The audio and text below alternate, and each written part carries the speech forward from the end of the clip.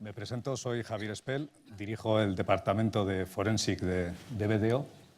En primer lugar, queremos agradecer a Javier Íscar, a la Asociación Europea de Arbitraje y, en particular, destacar la labor también de Sonia Hernando por la organización de este Open y la posibilidad de participar también, hacernos partícipes en esta mesa.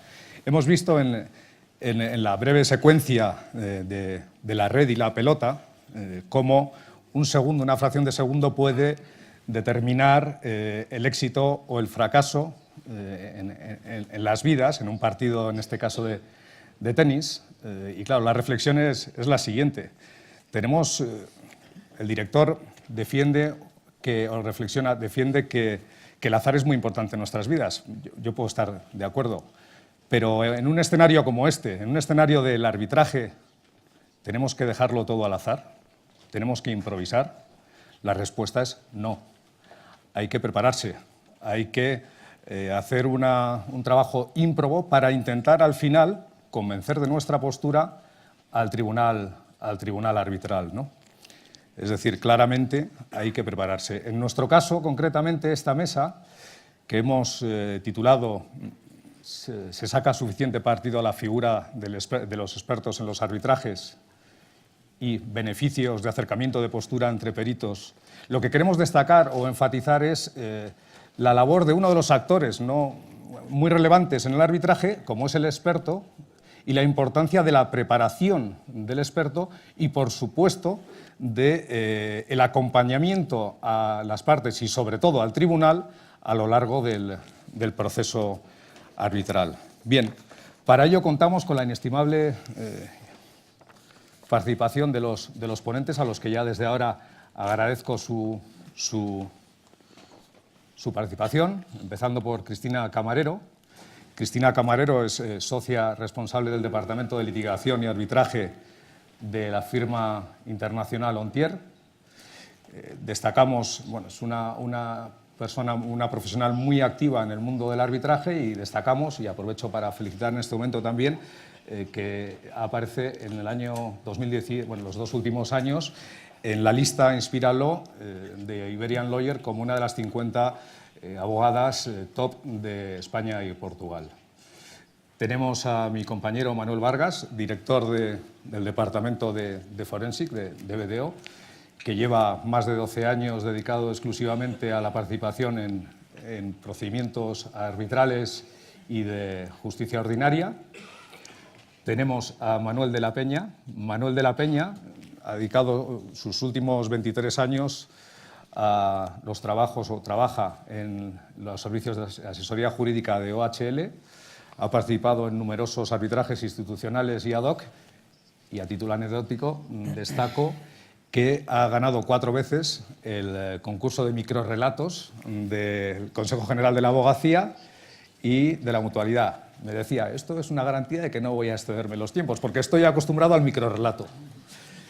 Tenemos, por otra parte, a Carlos Salinas. Carlos Salinas es socio fundador, uno de los socios fundadores de MA Abogados, profesor titular de la Universidad de Valencia, miembro activo también en el mundo arbitral. Y, por último, Borja García, secretario del Consejo y director de asesoría jurídica de Iberdrola Ingeniería y Construcción, centrado principalmente en arbitraje internacional en el ámbito de construcciones de infraestructura eléctrica. Ha intervenido en numerosísimos arbitrajes internacionales en Europa, Oriente Medio, Estados Unidos, Latinoamérica. No sé si me dejo, pero es que cubrís prácticamente todo el mundo, ¿no? Bueno, pues sin más, el formato va a ser, voy a hacer un par de preguntas que contestará cada uno dando su opinión, y finalmente intentaremos dedicar unos minutos para que la audiencia, si quiere dirigirles realmente, que son los importantes, alguna cuestión, pues pueda hacerlo. Sin más, empezamos con la primera pregunta, que no puede ser otra que el título de la ponencia, ¿no? Que es ¿se saca suficiente partido a la figura de los expertos en los arbitrajes? Empezamos por Cristina. Por mí. Muy bien. Pues yo creo que la mayoría de las veces sí. No siempre se saca el partido que se debiera sacar, pero creo que los abogados tenemos un papel fundamental a la hora de optimizar el papel de los expertos en el arbitraje. Concretamente creo que podemos hacerlo desde 3 perspectivas diferentes. La primera es con el cliente. Es decir, el abogado debe convencer al cliente de la importancia de los expertos en los procedimientos arbitrales, en la mayoría de ellos. Y por tanto, debe trasladarle la idea de que no es el experto donde hay que escatimar en costes. Por otro lado, creo que es importante involucrar al cliente en la preparación de la prueba pericial, porque nadie como el cliente conoce su negocio. Tiene que tener una interlocución con el perito totalmente transparente y saber acercarle su idea práctica de su negocio, que viene muy bien en la preparación de las periciales. Luego creo que es clave el momento en el que se elige al perito.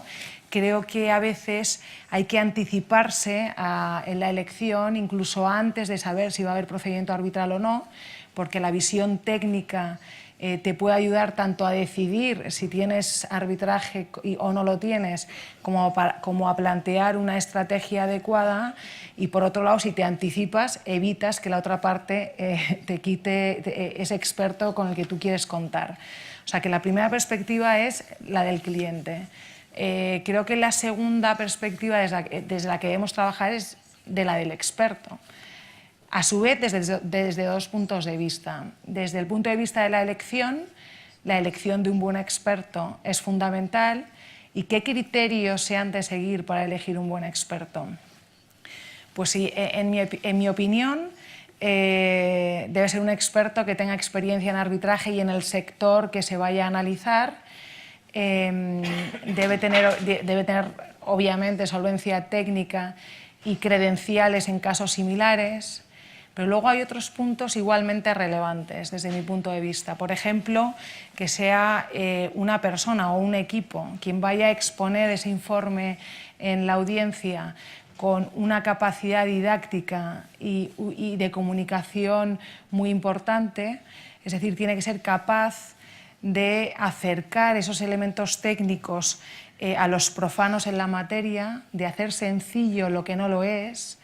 Y esta cuestión es verdaderamente importante en la práctica de un informe de expertos. Y luego, evidentemente, bueno, pues, tiene que ser una persona con flexibilidad, que se adapte al caso, que sea confiable, ¿no? Pues es muy importante, porque muchas veces al final el informe pericial hace que esa pelotita, ¿no?, que veíamos en el vídeo caiga a un lado o a otro de la red. No siempre es así, pero hay casos en los que es así. Y luego también es fundamental la preparación de ese informe pericial desde el inicio, desde el momento de la redacción hasta el momento de la práctica o del interrogatorio del perito en la audiencia correspondiente.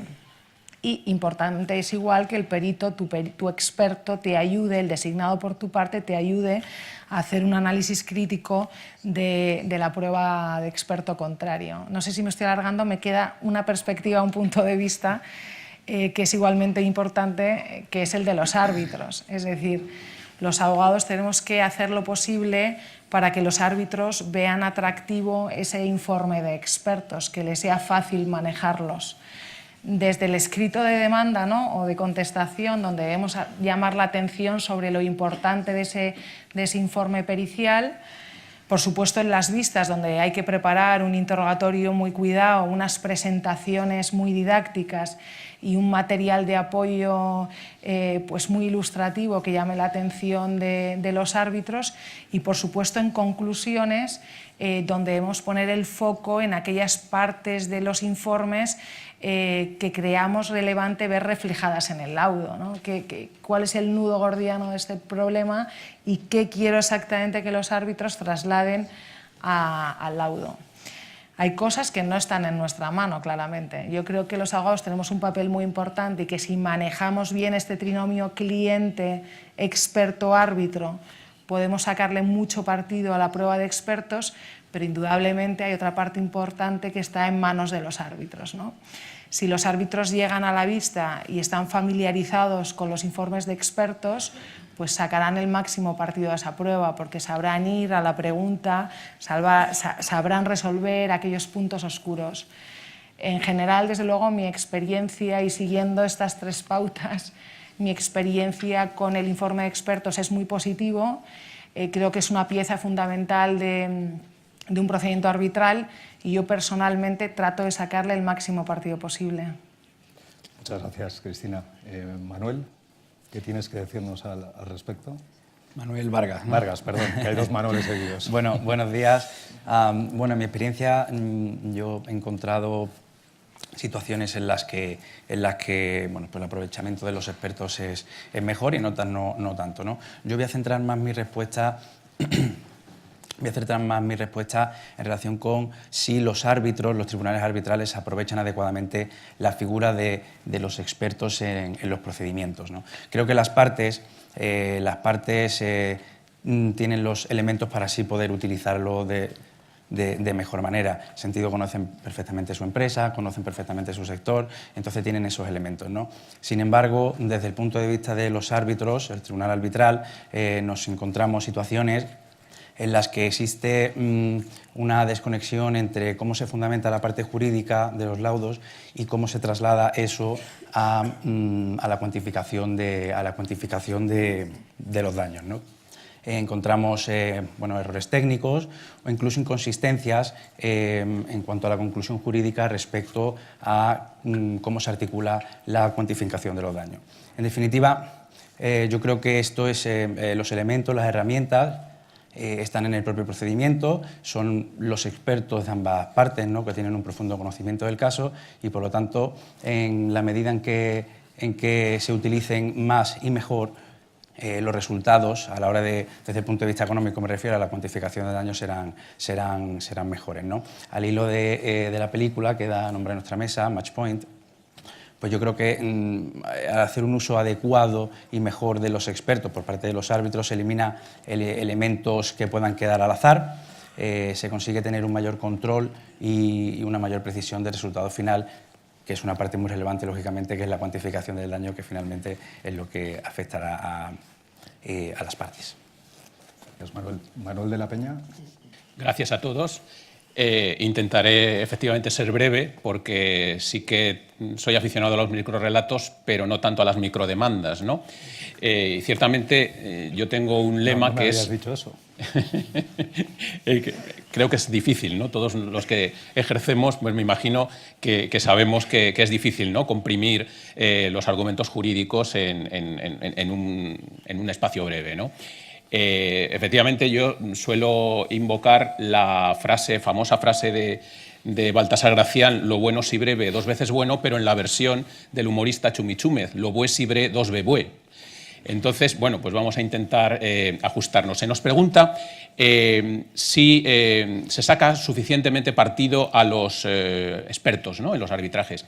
La cuestión primera que se podría plantear es quién saca ese partido, ¿no? Porque, claro, en la película cuyo paraguas estamos interviniendo, Match Point, si la conocéis, sabéis que el protagonista, que en este caso es el malo de la película, es un profesor de tenis y él, con la ayuda del azar, saca partido, ¿no? O sea, en este caso el experto es el que saca mayor partido, ¿no? En una conferencia que precedió a la adopción de las reglas de Praga, esas reglas que en términos cinematográficos han llegado del frío, se plantearon unas cuestiones tan sugestivas probablemente como las que estamos planteando aquí, ¿no? Una de ellas era: miénteme, prueba testimonial versus prueba documental. ¿Puede mentir un papel? Bien, pues en lo que a nosotros nos concierne, el planteamiento es: ¿cuál es la mejor arma para llegar a la verdad? Expertos de partes versus expertos de oficio. Esto nos llevaría a un debate que me imagino que se va a plantear a lo largo de la jornada sobre bueno, pues la tensión que existe entre las, bueno, pues lo que sería el civil law encarnado probablemente por las reglas de Praga y lo que sería el common law, que ha sido el que ha empapado los arbitrajes hasta ahora, sobre todo los arbitrajes internacionales, que bueno, yo no voy a entrar en ello, ¿no? Pero lo cierto es que los propios árbitros sí que sacan o deben sacar provecho, con independencia de las partes, que creo que son las que fundamentalmente sacan provecho, sacan partido, sacan provecho a los expertos. En un artículo bastante interesante, la historiadora francesa Claire Lemercier, que tiene un libro dedicado a la historia de la Cámara de Comercio de Francia, la Cámara de Comercio, la nacional, ¿no? Bueno, pues trata sobre los tribunales de comercio franceses, con el título de The Judge, the Expert and the Arbitrator, que en términos cinematográficos y sin asignar papeles podríamos trasladar como el feo, el bueno y el malo, ¿no? Bien, pues aquí ella explica cómo históricamente los tribunales de comercio franceses, que estaban constituidos y creo que siguen estando constituidos por comerciantes, en un momento dado, por razones cuantitativas y cualitativas, necesitaron auxiliarse de expertos, ¿no? Es decir, los expertos son fundamentales también para la labor de los tribunales arbitrales, sobre todo en la búsqueda de esa verdad, ¿no? de esa verdad para la que constituyen, según aquella conferencia que precedió a las reglas, a la adopción de las reglas de Praga, pues un arma indiscutible, ¿no? Ahora bien, ¿quién sería la parte más interesada o la entidad o la persona más interesada en sacar partido? Indudablemente cada una de las partes, ¿no? Yo creo que los abogados, nuestra meta es conseguir que nos compren los argumentos jurídicos los tribunales. Sería en términos cinematográficos como si invadiéramos los cuerpos, ¿no? Como en aquellas películas que había de la invasión de los ultracuerpos, ¿no? Si pudiéramos penetrar en la mente de los jueces, o en este caso de los árbitros, que nos compren los argumentos jurídicos, pues sería lo idóneo. Pero, entonces, para eso hace falta contar o disponer de unos árbitros que tienen que tener las cualidades que ha expuesto Cristina, ¿no? Que lo ha expuesto maravillosamente bien, porque todas y cada una de las cualidades que ella ha expresado son las que deben indudablemente reunir los árbitros. Ahora bien, siempre yo creo que debemos intentar exigir más al árbitro, no contentarnos, ¿no? Debemos tener una mentalidad deportiva, ¿no? A mí me sorprende, me sigue sorprendiendo que se sigan batiendo récords, ¿no? en los Juegos Olímpicos y en los campeonatos del mundo, ¿no? Es impresionante, ¿no? Que se siga luchando contra el crono y se sigan batiendo récords. Bien, pues aquí creo que tendríamos que tener la actitud de a ese árbitro revestido de esas cualidades que también ha expuesto Cristina, deberíamos exigirle más y más y más, con un espíritu en términos cinematográficos que podríamos resumir en aquella mítica película de Carros de Fuego. Muy bien, muchas gracias. Carlos, ¿cuál es tu opinión? Bueno, pues en primer lugar quería comentaros que, en mi opinión, se tiene que sacar más partido a los expertos. Cuando vi la película y con las reflexiones que tú has hecho, Javier, quería compartir con vosotros una impresión que he tenido muchas veces, que es que el derecho se parece a la meteorología. Hacemos muchas predicciones y muchas veces no se cumplen. Pero precisamente por esa circunstancia que tiene el derecho, precisamente el derecho lo que tiene que intentar es pelear con todos los instrumentos que tiene a su mano para reducir esa aleatoriedad. Y eso es precisamente lo que tenemos que hacer los juristas, aportando jurisprudencia, doctrina, los árbitros intentando razonar sus decisiones, y los expertos son unos grandes aliados para las cuestiones de hecho. Y entonces, los juristas nos tenemos que exigir más y tenemos que exigir más de los expertos. ¿Qué es lo que necesitamos con los expertos? Las partes, yo suscribo todo lo que han dicho los anteriores ponentes y voy a intentar decir algo que sea un poco distinto. Estoy de acuerdo en líneas generales, pero, por ejemplo, las partes. Muchas veces las partes en temas de construcción sois expertos, sois súper expertos, pero necesitamos el experto del diablo, porque las organizaciones grandes se creen que todo lo hacen bien, y probablemente lo hacen bien, pero nosotros lo que necesitamos es vender al árbitro que lo habéis hecho bien.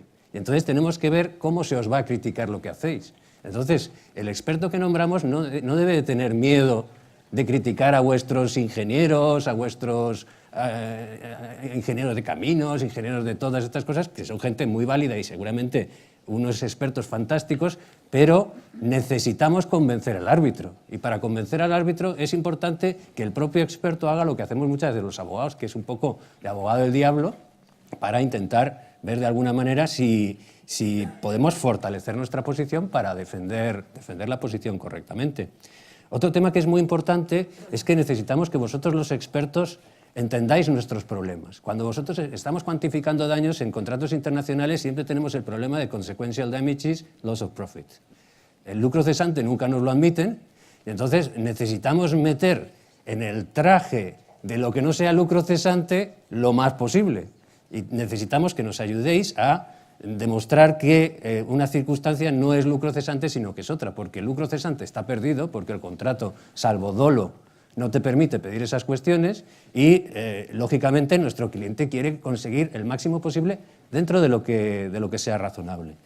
Y luego, y yo creo que ahí es donde, en estas dos cuestiones, mi experiencia es que es positiva, es decir, los expertos y los clientes son permeables porque lo que quieren es ganar en la medida de lo posible. Donde creo que tenemos mucho trabajo que hacer, sin ánimo de crítica, es con los árbitros. Yo creo que los árbitros usan poco de los expertos, y lo digo con todo el respeto, que ser árbitro es una labor muy difícil, pero no debe de haber miedo de preguntar, no debe de haber miedo de inquirir, de utilizar a esos expertos nombrados de parte para que el árbitro se ilustre. Y preguntar no quiere decir no saber.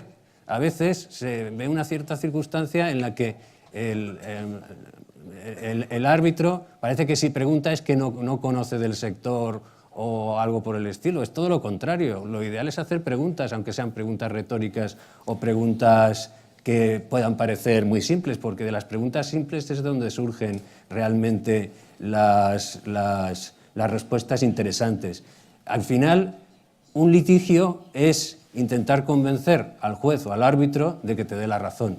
Entonces, el árbitro, además, más en arbitraje, que es muy importante, tiene que razonar por qué te da la razón o no te la quita. Y para eso tiene que ilustrarse de las cuestiones fácticas y económicas y realizar una labor más inquisitiva. Yo no digo que sean las reglas de Praga, pero en el medio está la virtud, más inquisitiva de lo que se ve muchas veces en este tipo de temas. Muy bien, pues hasta el momento hemos tenido la opinión de abogados de counsels externos, de digamos, una empresa actora importante en arbitrajes, y quiero también, en línea con lo que estábamos comentando, conocer la opinión sobre o la respuesta a esta pregunta de otro de los actores fundamentales en arbitrajes internacionales, como es la empresa de la que es secretario del Consejo, Borja. Pues sí, yo dando esa perspectiva, ¿no?, de parte, coincido totalmente con Carlos. O sea, nosotros tratamos obviamente de sacar el máximo partido a los peritos. Aparte de lo que se ha comentado, otra muy interesante es también desde la perspectiva de la parte, la empresa, sobre un posible acuerdo, ¿no? Porque es muy factible y sabéis que muchos arbitrajes pues suelen acabar con un acuerdo. Nosotros, esa parte que decías de perito del diablo nos gusta mucho, porque muchas veces nos vemos abocados a un arbitraje y entonces llamamos a ese perito y una fase inicial empezamos a trabajar en el arbitraje, pero también trabajamos para que él tome conocimiento del asunto y desde una perspectiva lo más independiente posible nos dé una opinión, ¿no? Una opinión, digamos, no influenciada por lo que pueda haber pasado en un proyecto, y en base a eso nosotros podamos tomar una decisión de, oye, vamos a forzar, vamos a seguir, o si en un momento aparece una oportunidad de negociación, pues la tomamos. Con lo cual ahí yo creo que es un punto que las partes sí pueden sacar mucho partido a la figura del experto o el perito. En lo que respecta a los árbitros, pues yo creo que lo clave ahí es la independencia. Entonces yo, desde mi perspectiva de las diferentes jurisdicciones en las que he tenido arbitrajes últimamente, pues el fruto que puedan sacar los árbitros de esos peritos depende mucho de lo que se crean, si están en un rol independiente realmente o no. En ese sentido, pues hay jurisdicciones, como seguro que habéis trabajado, Reino Unido, en que los expertos tienden a tomar una posición muy distante, independencia de, oye, yo estoy trabajando para el tribunal arbitral. Incluso a mí me ha pasado que hemos tenido peritos trabajando en la fase de proyecto para preparar reclamaciones y luego nos han dicho, no puedo ser tu perito de parte en el arbitraje porque puedo estar contaminado. Entonces ahí la tendencia de los árbitros sí veo que es incluso separarlos de las partes y utilizarlos y sacarlos el máximo provecho. Otras jurisdicciones como Estados Unidos creo que es algo parecido, no tanto en la perspectiva de la independencia, que no suelen trabajarlo tanto, pero sí para ellos es vital el tema de la credibilidad. En ese sentido son como consultores, ellos se preocupan y desafían cualquier hecho, argumento que les hagas, porque tienen que estar muy seguros que cualquier argumento que presenten al tribunal arbitral no puede ser desacreditado fácilmente, porque saben que si eso ocurre, su credibilidad se va a ver muy afectada y va a afectar a todo lo que digan a partir de ese momento. Finalmente, en países de corte más latino, pues la percepción es que muchas veces dice, oye, este es el perito de parte, pero va a decir simplemente lo que haya dicho su cliente. Por eso también es muy relevante la independencia. Y volviendo a la perspectiva de parte, también nosotros lo que intentamos hacer es, como también sugería Cristina, es trabajar muy de la mano de los peritos. Entonces nos gusta que los peritos desafíen nuestros argumentos, pero también nuestros técnicos hacen lo mismo con las valoraciones de los expertos, de forma que se pueda sacar el máximo provecho. No tendemos a tratar de convencer al perito y que diga lo que queremos, sino es un poco una interacción mutua para sacar el máximo partido. Muchas gracias.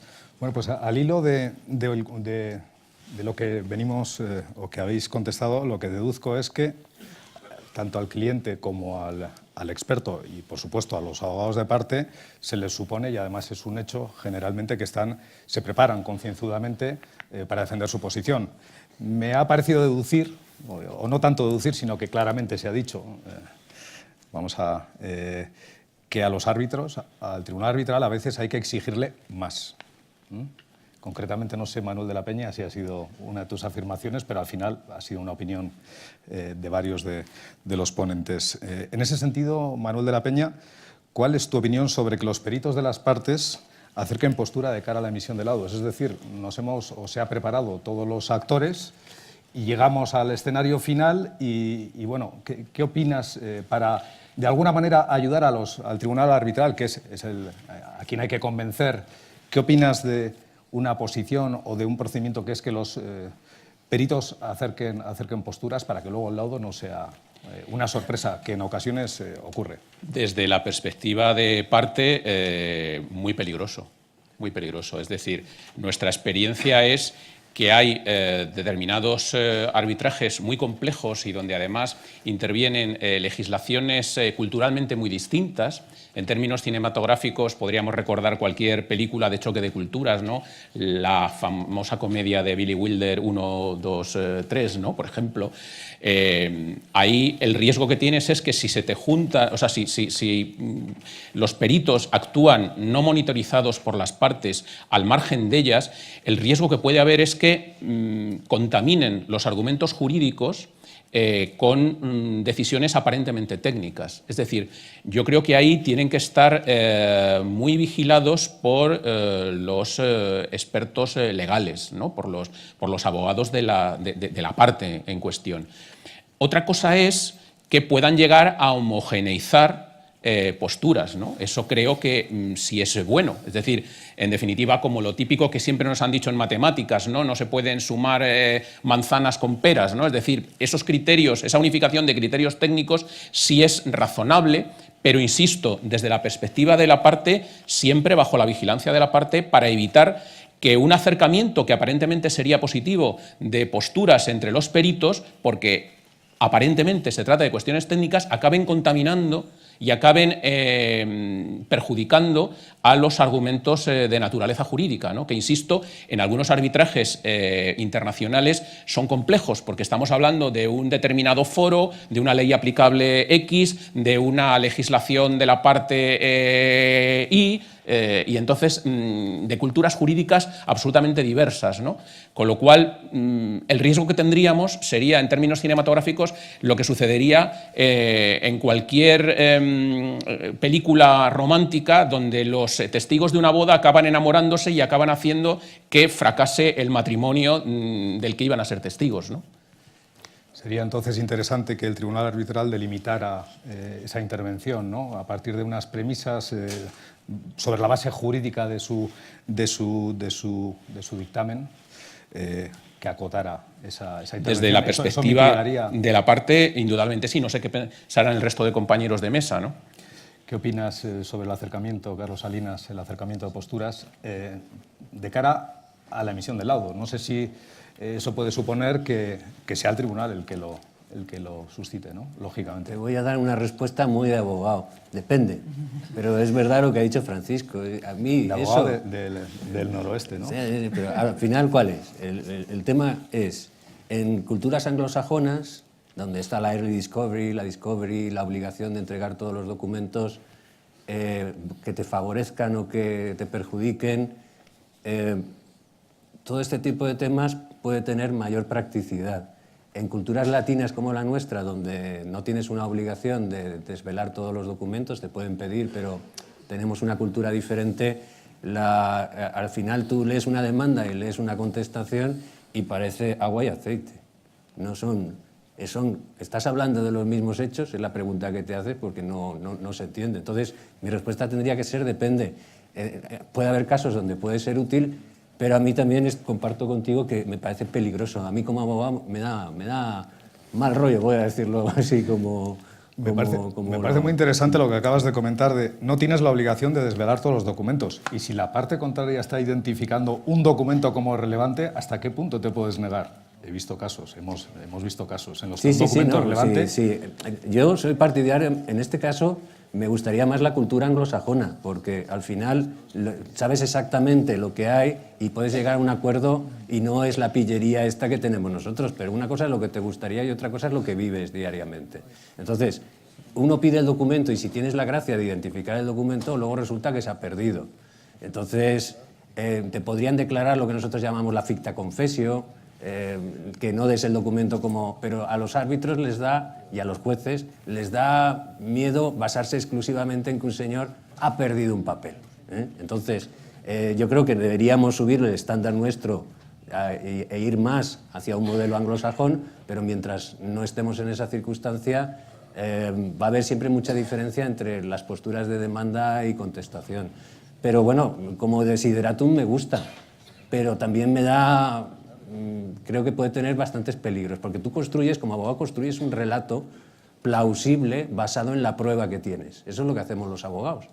Lo que ha pasado es importante, pero si no lo puedo probar, no tiene mucho sentido. Entonces, todo ese relato está hilado jurídica y factual, y fácticamente, y que alguien te lo vaya a deshilachar es como romperte tu argumento, que lo intentas hacer lo más sólido posible. Y eso como abogados no nos da buen rollo. Borja, sí, por favor. Si me permite, yo sí le veo alguna ventaja, ¿no?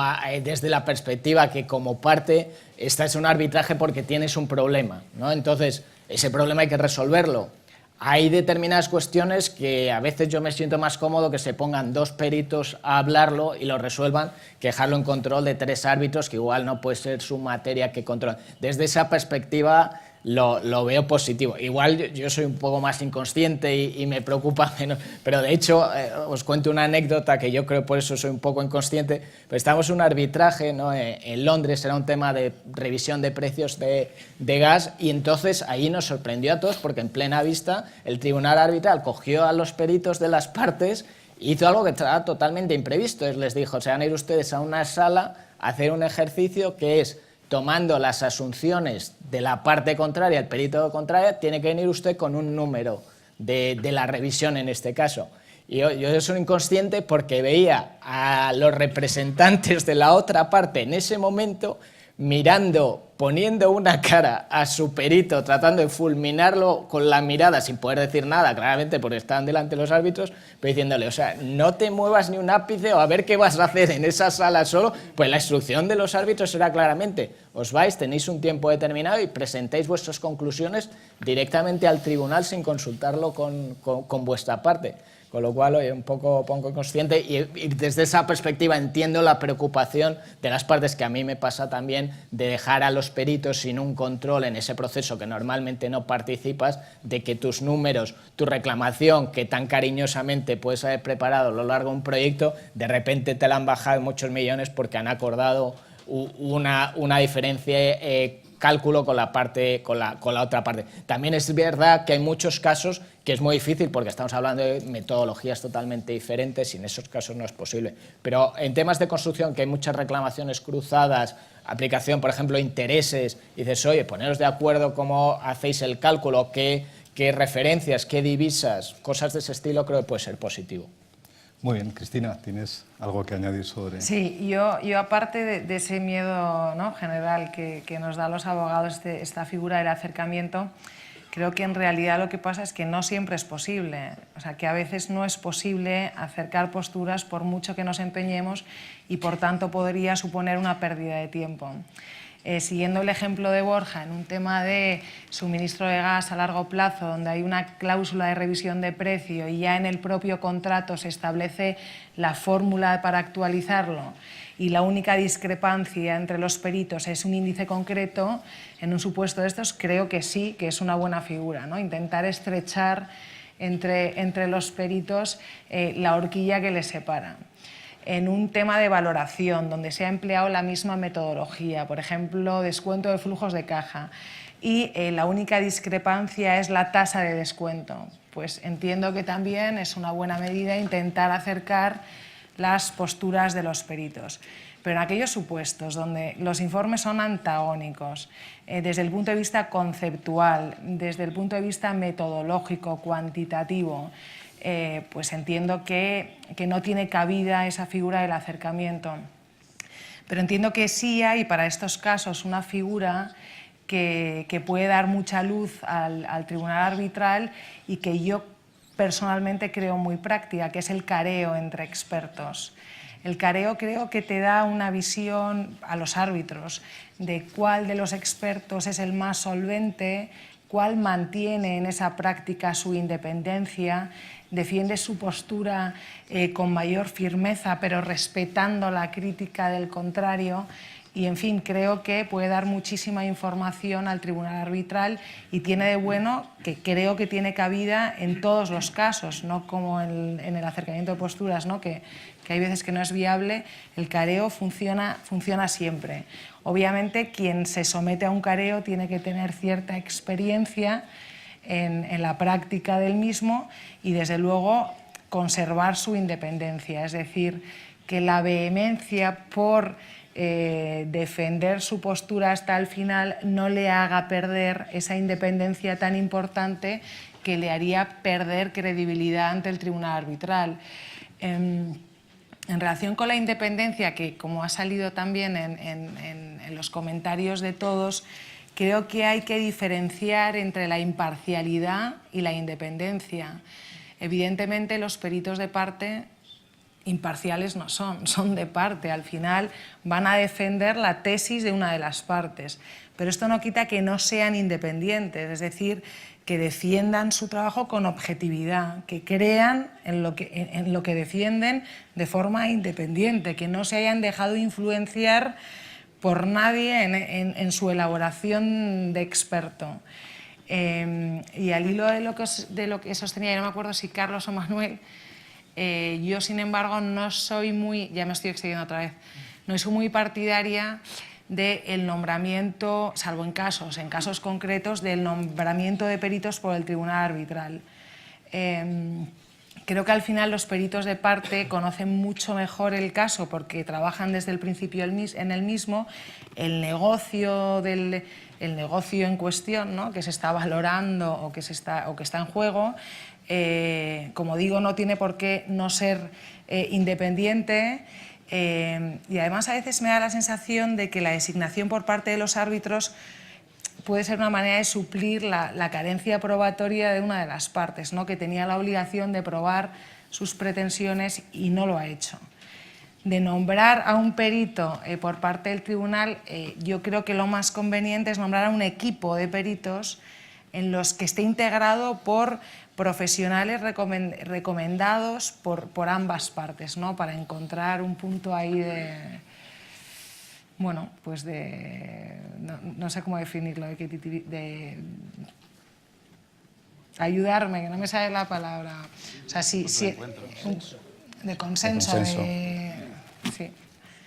Y esa es toda mi opinión sobre esta cuestión. ¿Sería una posibilidad o una solución en el caso en que, como comentabas antes, las posturas estuvieran tan distanciadas entre los peritos o los expertos de parte? La solución entonces sería designar, o la designación de un equipo o de un experto por el tribunal. No.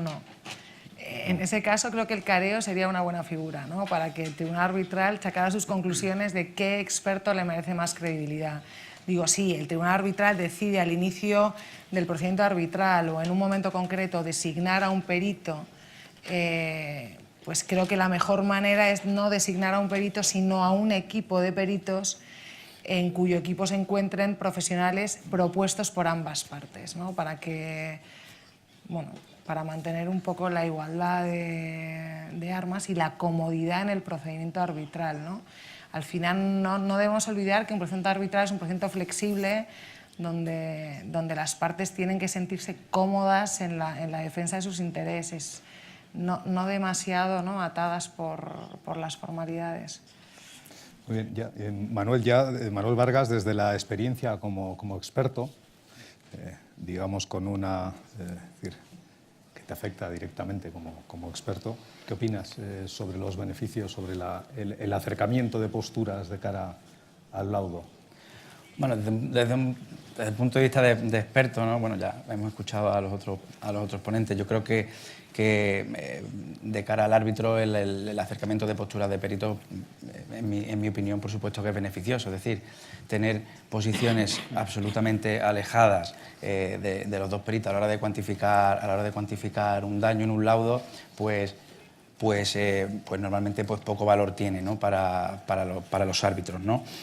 Yo creo que es una cuestión muy relevante en estos casos en los que existen discrepancias importantes entre los peritos, es identificar muy bien, que los peritos sean capaces y que los árbitros reciban muy bien cuáles son los elementos claves que impactan en la cuantificación del daño, dónde pueden estar de acuerdo los peritos y dónde no pueden estar de acuerdo los peritos, ¿no? Normalmente estas posturas tan alejadas, es verdad que como han dicho, hay ciertos casos a lo mejor que no es posible, ¿no? Pero normalmente se deben fundamentalmente a que los peritos recibimos de cada una de las partes instrucciones diferentes, ¿no? Entonces, bueno, bajo esas instrucciones diferentes, lógicamente el resultado también es diferente. O que en la valoración de daños pues utilizamos parámetros, variables operativas diferentes, o incluso, como ha dicho Cristina, la construcción de la tasa de descuento ha sido diferente, ¿no? La fecha de valoración, por ejemplo, ¿no?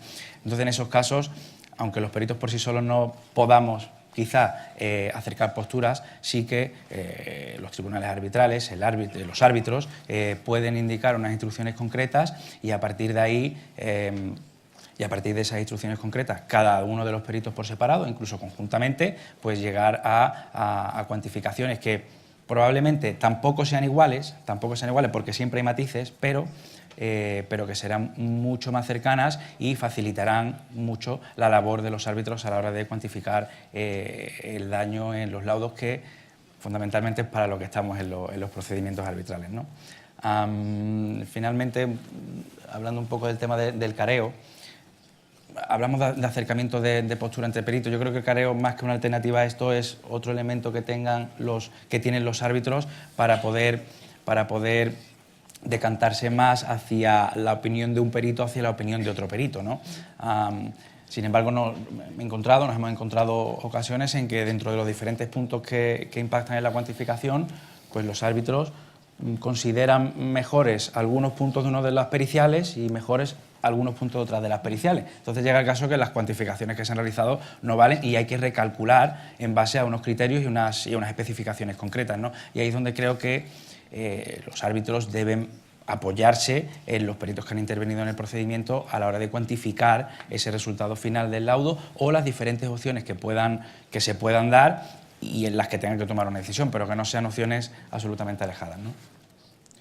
En ese sentido, otra pregunta, digamos, con una respuesta, os rogaría breve para que luego podamos dedicar unos minutos a que la audiencia nos dirija o os dirija alguna pregunta.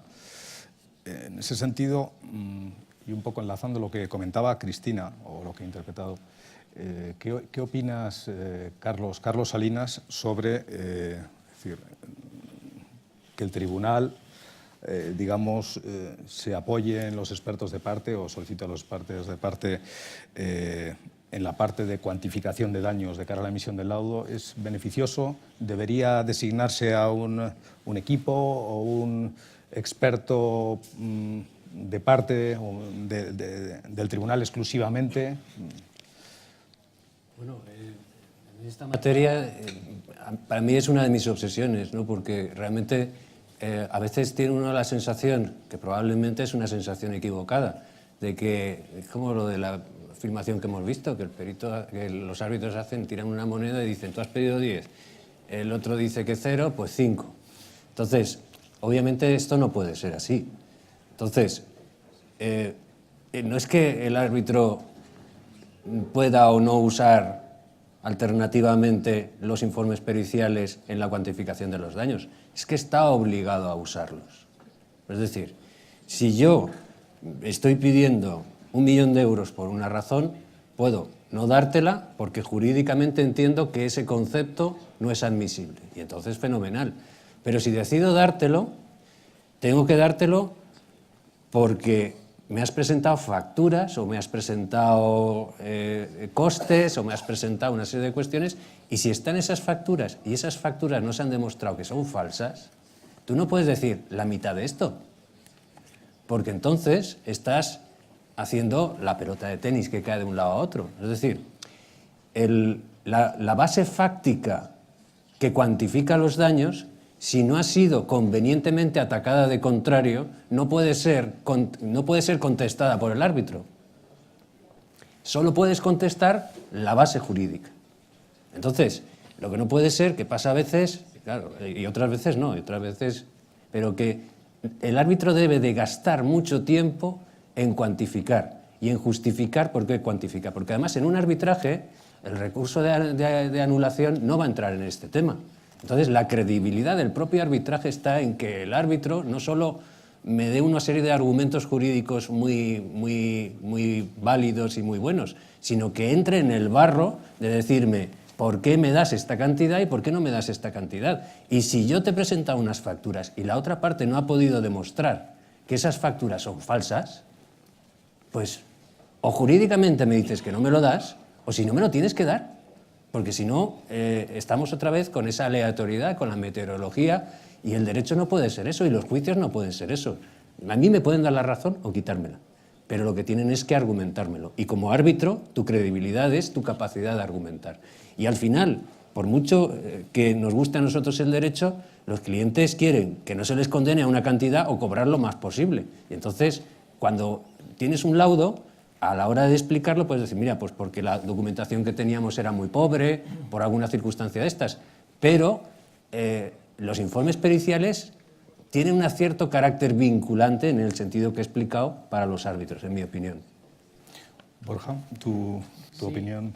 Sí, yo estoy de acuerdo. También, mi opinión es un poco, hemos hablado que los árbitros o deben hacer más o tenemos que sacar más partido. Yo creo también, además de eso, nosotros tenemos que intentar ayudarles, ¿no?, cuando están en el arbitraje, y yo creo que puede ser que sepan mucho de derecho, normalmente también son muy buenos y saben de la materia, pero es verdad que cuantificación, pues oye, yo creo que tienen que fiarse más de los peritos.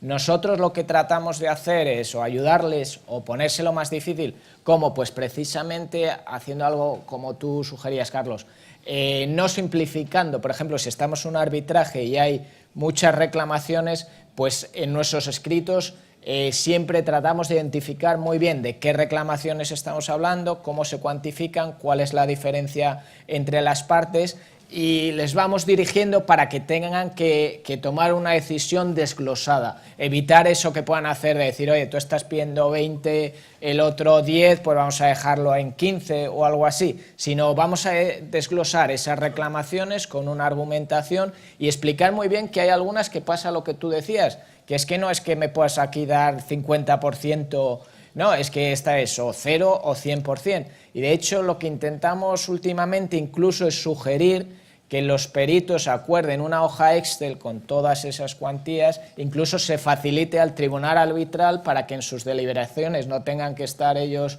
haciendo sus propios números, cosa que los abogados, yo al menos, suelo no ser muy bueno, y entonces que ellos puedan utilizar esta hoja Excel para hacer sus cálculos y en esa matizar cuáles son, oye, pues un 0, un 100% porque son binarias. Entonces esa es mi experiencia más reciente. Muchas gracias. Cristina, ¿algo que añadir?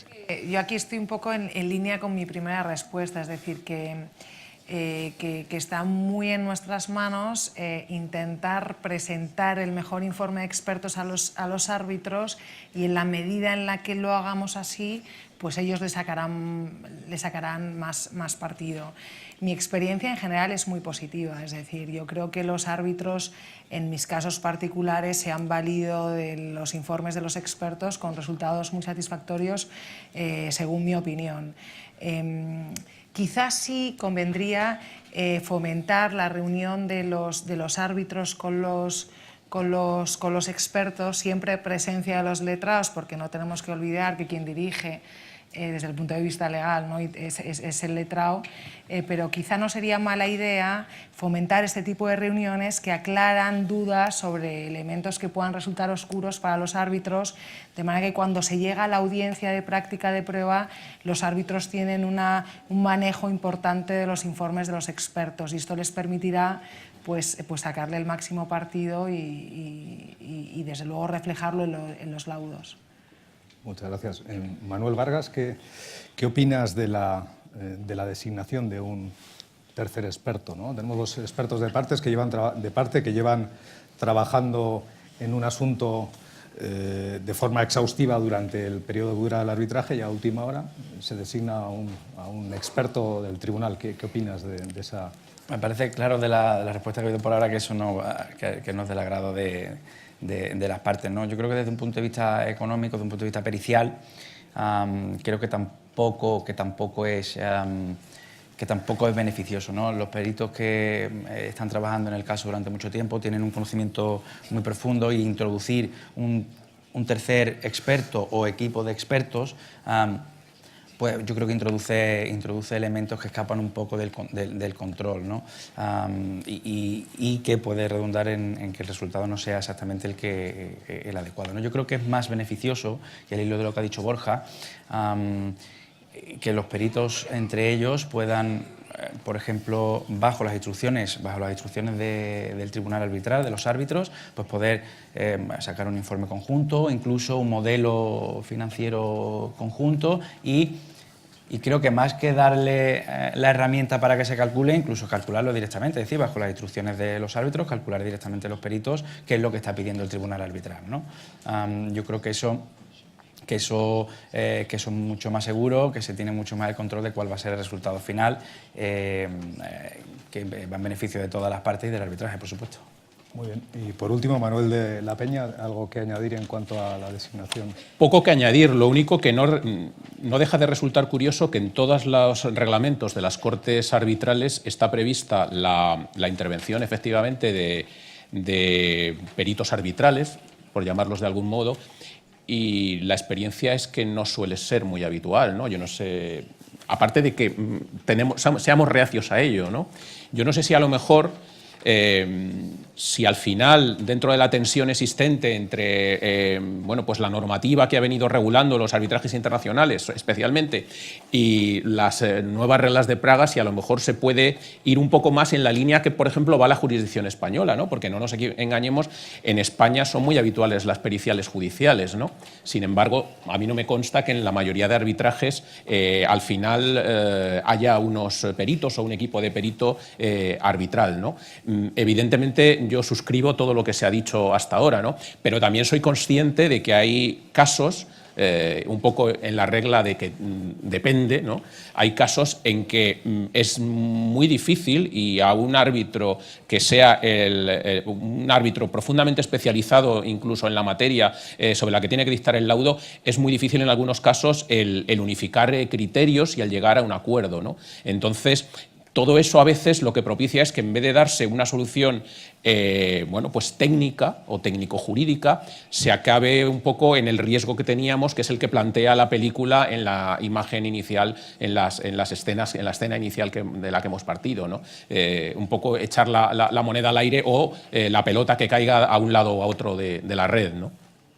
Muy bien, muchas gracias. Convenimos entonces. La conclusión es que efectivamente el experto es un actor importante, muy importante también en los arbitrajes, que existe ya una concienciación muy relevante por las partes, por las empresas, por los clientes, los abogados, también por el tribunal, y que es una figura en la que quizás, o a la que quizás se debería sacar incluso mayor partido por parte de los árbitros para, en algunos casos, evitar sorpresas o errores o desequilibrio, digamos, entre la parte del dictamen jurídico sólido, que no está alineada, digamos, el quantum con esa, digamos, el dictamen jurídico, ¿no? Eso ocurre en ocasiones. No sé si alguien de la audiencia, tenemos 5 minutos, quiere dirigir a alguno de los ponentes alguna pregunta.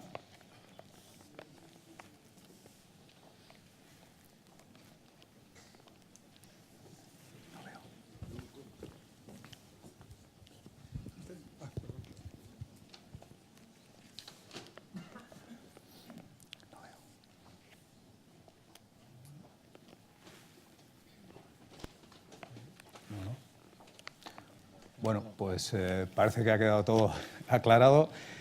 Muchas gracias a los ponentes, nuevamente a Javier Íscar, a la Asociación Europea de Arbitraje y a todos los asistentes. Gracias.